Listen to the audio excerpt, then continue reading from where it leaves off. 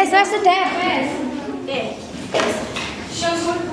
Assalamualaikum warahmatullahi wabarakatuh. Waalaikumsalam warahmatullahi wabarakatuh. Yang terhormat Bapak Taufik Muhtarom selaku dosen pengampu pendidikan sekolah alam yang tidak bisa hadir pada pagi hari ini. Pertama-tama marilah kita panjatkan puji syukur atas kehadirat Allah Subhanahu wa taala yang mana kita dapat hadir pada pagi hari ini dengan keadaan sehat walafiat. Sebelumnya perkenalkan, nama saya Devi Zakia Nur Hasanah dengan NPK lahir 095 sebagai moderator dan presentator serta rekan-rekan saya yang pertama. Saya Eka Mafida. Saya Evi Sudiareci. Saya Riri Siawati. Saya Isminara Suraya. Baik, pertama-tama marilah kita buka presentasi hari ini dengan basmalah. Bismillahirrahmanirrahim. Baik, presentasi yang pertama akan disampaikan oleh Mbak Ainur dengan tema tantangan pendidikan abad 21 dan pengelolaan kurikulum sekolah alam.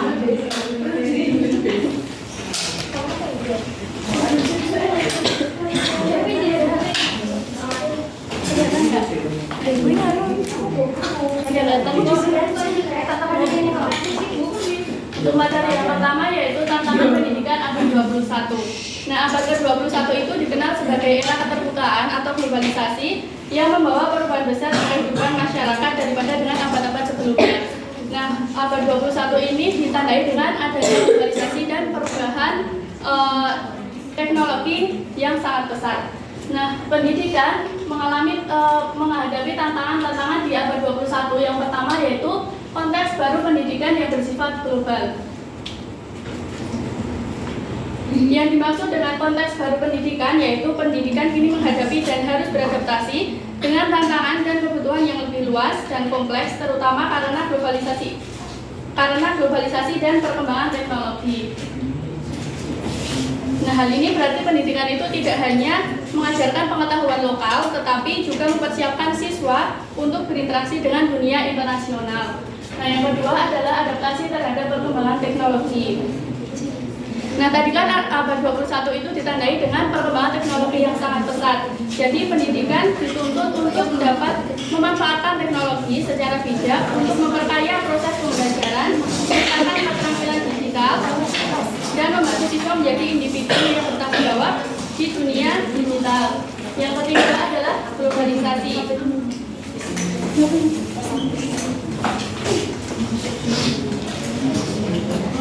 Nah, globalisasi ini menuntut siswa untuk memiliki pemahaman yang lebih mendalam tentang budaya, keberagaman, dan kemampuan untuk berkolaborasi secara internasional.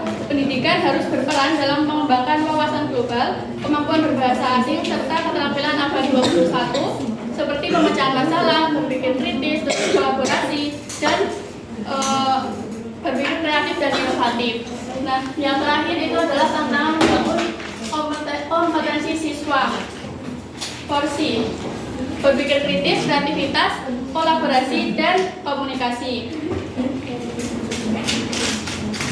Nah, pada era teknologi informasi ini, membangun kompetensi keterampilan abad 21 yaitu berpikir kritis, kreativitas, kolaborasi, dan komunikasi pada siswa itu adalah tantangan yang kompleks dan sangat penting. Untuk mengatasi tantangan ini, pendidikan harus adaptif dan inovatif dalam merancang pengalaman belajar yang relevan dengan kebutuhan abad ke-21 melalui integrasi teknologi yang bijak dan pendekatan pembelajaran yang berpusat pada siswa. Kompetensi porsi dapat dikembangkan secara efektif, mempersiapkan siswa untuk sukses di dunia yang terus berubah.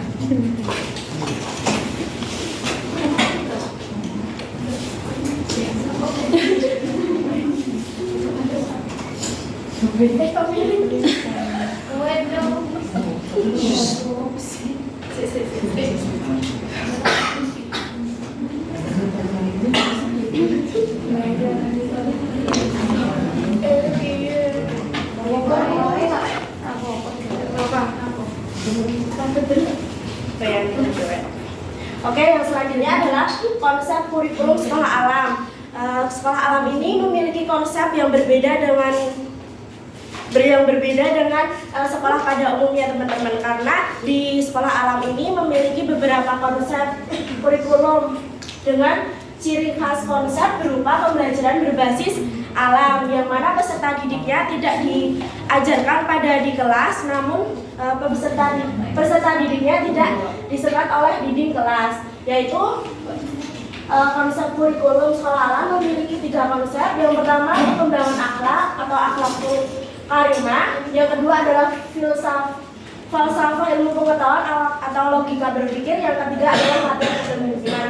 Nah, untuk yang pertama pengembangan akhlak itu seperti peserta didik diajarkan bagaimana berperilaku, bagaimana merespon orang dengan baik, dan pembelajaran ini seperti mengajarkan etika, apa yang benar dan apa yang salah tentang hak dan kewajiban manusia sebagai makhluk sosial. Nah, untuk hak itu sendiri terdapat di Undang-Undang Dasar 1945, yaitu yang mana itu mencantumkan hak bagi semua manusia untuk memiliki hak yang sama.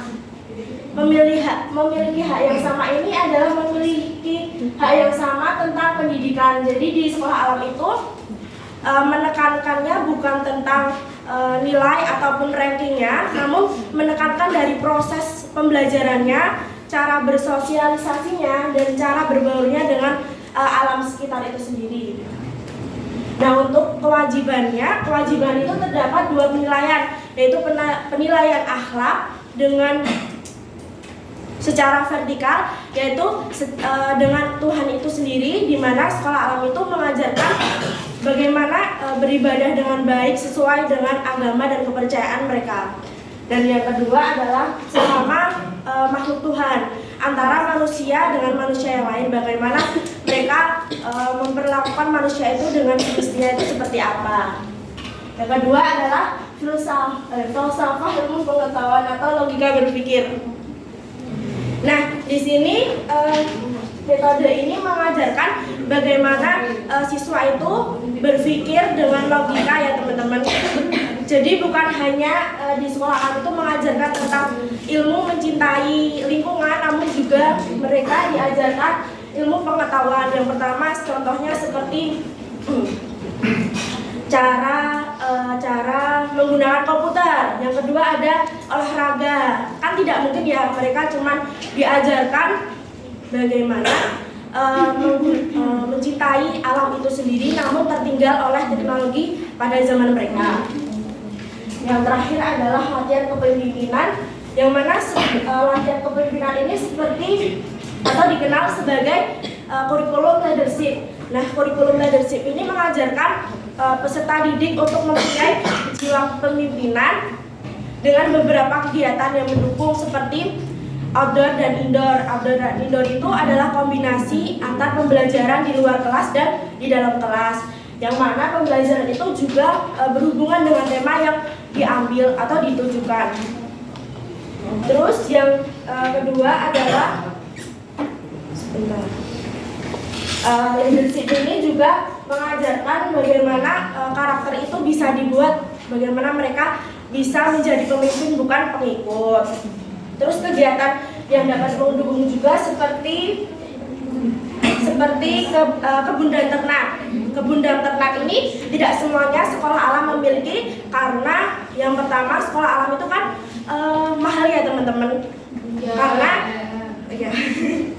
Karena sekolah alam itu membutuhkan lahan yang luas. Dan lahan yang luas itu tidak dialokasikan menjadi bangunan yang mewah, kelas yang ber-AC atau fasilitas yang lain, namun dialokasikan seperti membangun sungai, membuat ya pokoknya dialokasikan itu menjadi sungai, terus peternakan, perkebunan dan lain sebagainya. Karena di sekolah alam itu mereka diajarkan langsung untuk berbaur dengan alam. Terus yang kedua adalah kegiatan life skill, yang mana life skill ini seperti membangun minat dan bakat peserta didik, seperti kegiatan dapat membangun pemikiran kritis, pemikiran kreatif, dan sebagainya. Terus yang terakhir ada outbound. Outbound ini adalah salah satu kegiatan di sekolah alam yang mana mereka akan praktek secara langsung, akan bahkan merasakan kegiatan secara langsung seperti itu. Mungkin cukup dari saya. Selebihnya akan dilanjutkan oleh Mbak Ainur.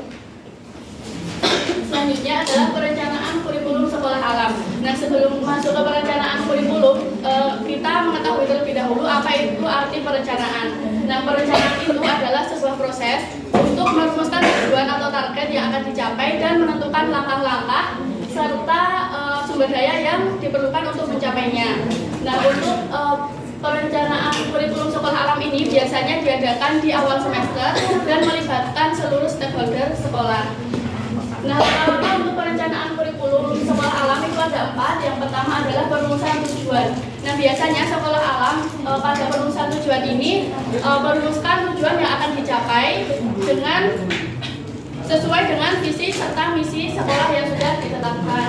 Nah, yang kedua adalah pengembangan kurikulum. Nah, di pengembangan kurikulum ini, sekolah alam akan merancang kurikulum yang mengintegrasikan pembelajaran berbasis alam dengan berbagai disiplin ilmu. Nah, kurikulum pada sekolah alam itu kan mengkolaborasikan kurikulum 2013 dengan dikembangkan sendiri, yang selanjutnya dikembangkan sendiri oleh sekolah alam tersebut. Nah, jadi di pengembangan kurikulum ini adalah mengintegrasikan kurikulum 2013 dengan pembelajaran berbasis alam. Selanjutnya adalah penyusunan program pembelajaran. Nah, di langkah yang ketiga ini adalah menyusun program pembelajaran di sekolah alam yang direncanakan berdasarkan program kerja, tujuan dan kegiatan yang akan dilaksanakan untuk mencapai efektivitas penyelenggaraan sekolah. Nah, yang terakhir adalah pengelolaan sarana dan prasarana. Di tahap pengelolaan sarana dan prasarana ini ada beberapa langkah. Yang pertama adalah mengidentifikasi kebutuhan terlebih dahulu. Nah, di langkah yang pertama itu mengidentifikasi kira-kira sarana dan prasarana apa yang akan dibutuhkan di pembelajaran 1 semester ke depan atau 1 tahun ajaran ke depan. Selanjutnya adalah penganggaran. Nah, di proses penganggaran ini adalah menyusun anggaran yang sesuai dengan tujuan yang telah ditetapkan di langkah sebelumnya.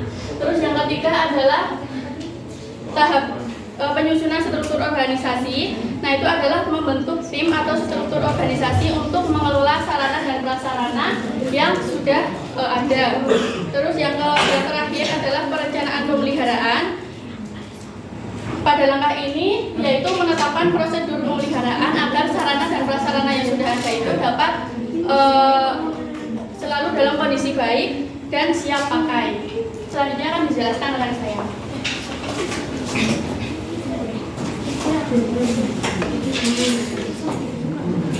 Yang selanjutnya ada implementasi kurikulum sekolah alam. Sekolah alam adalah nama sebuah konsep pendidikan dalam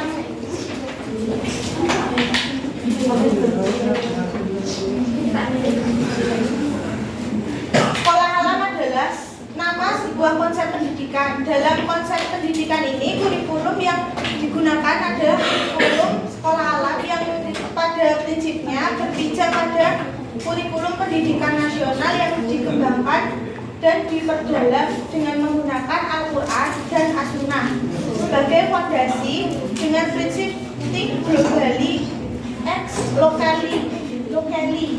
Artinya, kurikulum sekolah alam berpikir untuk mempersiapkan generasi yang dapat bersaing dalam dunia global saat ini. Implementasi kurikulum di sekolah alam dapat diamati pada seluruh jenjang satuan pendidikan. SAIN memiliki beberapa institusi seperti TK, SD, SMP, dan SMA. Implementasi kurikulum dikembangkan pada semua jenjang pendidikan. Kurikulum sekolah alam adalah kurikulum yang dirancang untuk mendidik, melatih, dan mempersiapkan generasi baru untuk akhlakul karimah sehingga menjadi manusia yang memiliki sikap hidup dan prinsip hidup yang baik. Yang kedua, berpikir logis untuk menguasai ilmu pengetahuan dan teknologi. Yang ketiga, leadership, berjiwa pemimpin dan kewirausahaan, kecakapan hidup dan kewirausahaan untuk menjadi pribadi yang mandiri. Yang selanjutnya akan Selanjutnya ada evaluasi kurikulum sekolah alam.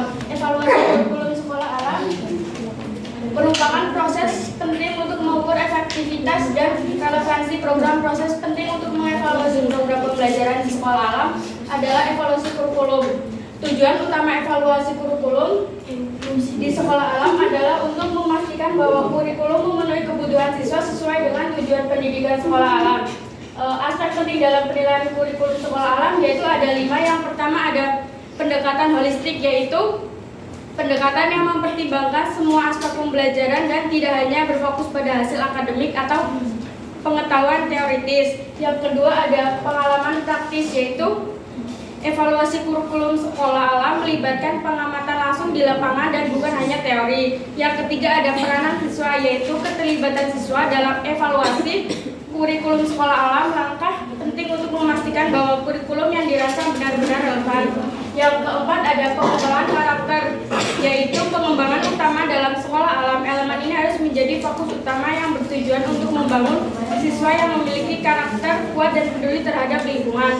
Yang terakhir ada peranan guru dan orang tua, yaitu evaluasi kurikulum sekolah alam melibatkan banyak orang termasuk guru dan orang tua. Selanjutnya akan dijelaskan oleh teman saya.